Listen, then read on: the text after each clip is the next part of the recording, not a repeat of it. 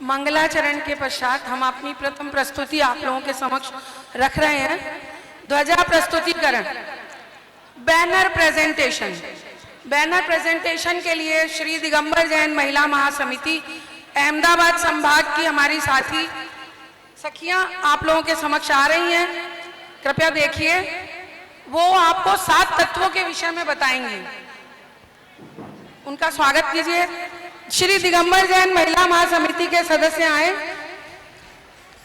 अबला से सबला हुई देखो नारी आज, अबला से सबला हुई देखो नारी आज, नारी के संयोग से समृद्ध बना समाज, नारी के संयोग से समृद्ध बना समाज।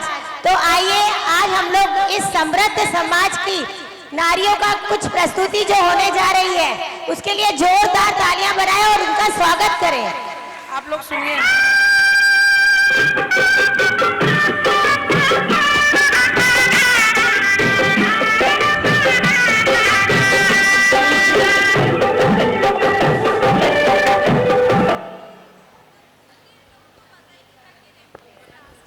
श्रेष्ठ गुरु की श्रेष्ठ शिष्या, श्रेष्ठ गुरु की श्रेष्ठ शिष्या, श्रेष्ठ शिष्याओं की श्रेष्ठ गुरु माँ के चरणों में बंदामी बंदामी बंदामी। सभी को सादर जय जिनेंद्र।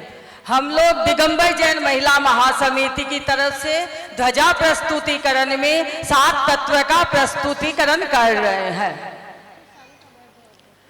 आज संसार में सभी जीव सुखी होना चाहते हैं, खुश रहना चाहते हैं, लेकिन क्या वो खुश है? नहीं। आज किसी को बड़ा मकान चाहिए तो किसी को 2 वक्त की रोटी चाहिए।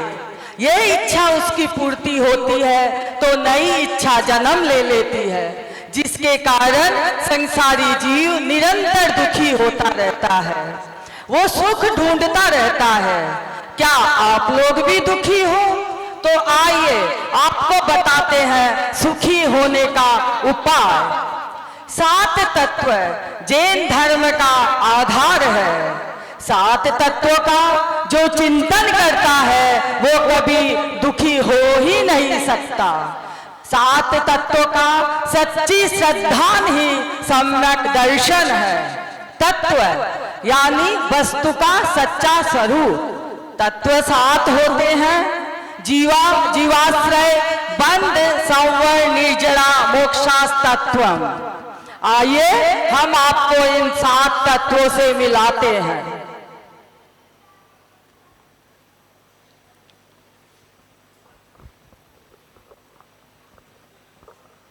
मैं जीव तत्व हूँ, जिसमें प्राण हो, जानने व देखने की शक्ति हो, वह सभी जीव तत्व होते हैं। मनुष्य, तिर्यंच, नारकी, देव, अरिहंत, सिद्ध, ये सभी जीव तत्वों की पर्याय में आते हैं। जीव तत्व के कई भेद हैं: 1 इंद्रिय जीव, 2 इंद्रिय जीव, 3 इंद्रिय जीव, 4 इंद्रिय जीव और 5 इंद्रिय जीव। चेतना लक्षणों जीवः, अर्थात चेतना ही जीव का लक्षण है।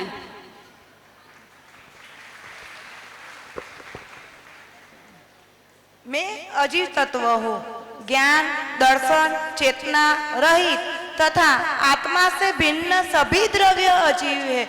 न मैं सुख और दुख का अनुभव कर सकता हूँ। मैं तो जीव हूँ क्योंकि मेरा शरीर अजीव है।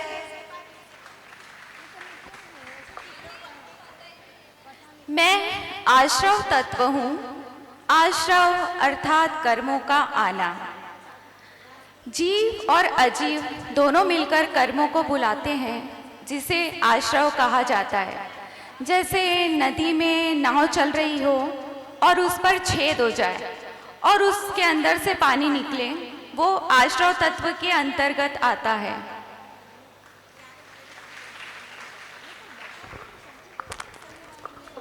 मैं बंध तत्व हूँ।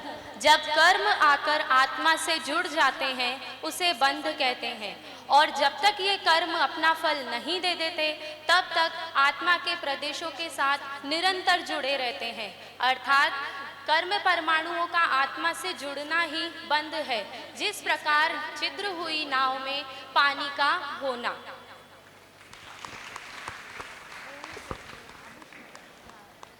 मैं संवार तत्व हूँ।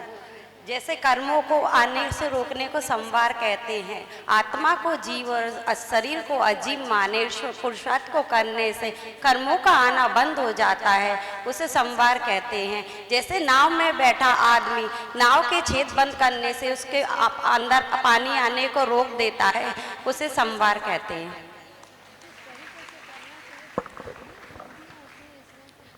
मैं निर्जरा तत्व हूँ।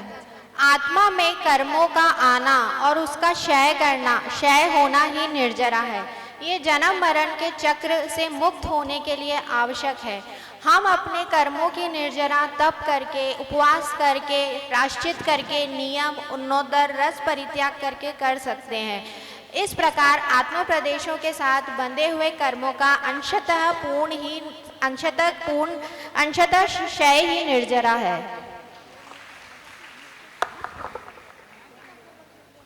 मैं मोक्ष तत्व हूँ। जब जीव और अजीव का भेद समझ आता है तब कर्मों की पूर्ण निर्जरा हो जाती है। सत्ता पे पड़े सारे कर्म नष्ट हो जाते हैं। तब हमें केवल ज्ञान की प्राप्ति होती है, अर्थात हमें मोक्ष की प्राप्ति होती है।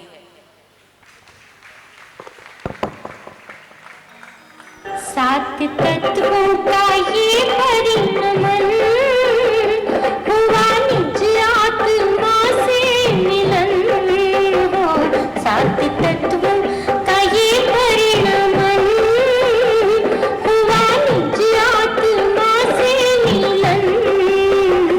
वस्तु स्वरूप का है दर्शन, याद रखना मेरे आत्मन हो। सात तत्वों का ये परिणमन हुआ निज आत्मा से मिलन।